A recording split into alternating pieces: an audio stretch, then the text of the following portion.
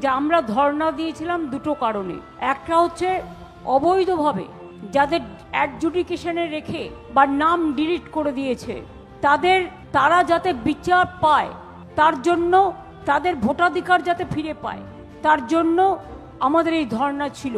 আর দুই হচ্ছে আমাদের ধর্ণা ছিল যে ইলেকশন কমিশন বারবার ইন্টারফেয়ার করে মাননীয় বিচারপতিরা যারা কাজ করছেন তাদের সুপ্রিম কোর্টের ভার্ডিক্টটাকে টোটাল মিসলিড করে তাদের উল্টো পাল্টা বোঝাচ্ছিলেন।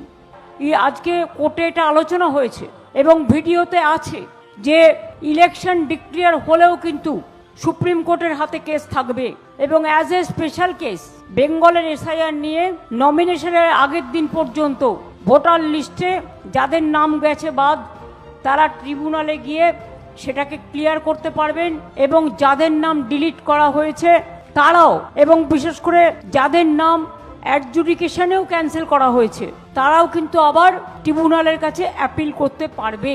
সুতরাং এই যে জায়গাটা বন্ধ হয়ে গেছিল, দরজাটা বন্ধ হয়ে গিয়েছিল, এই রাস্তাটা আজকে সর্বোচ্চ আদালত খুলে দিয়েছেন। এটা মানুষের জয় বলে আমি মনে করি।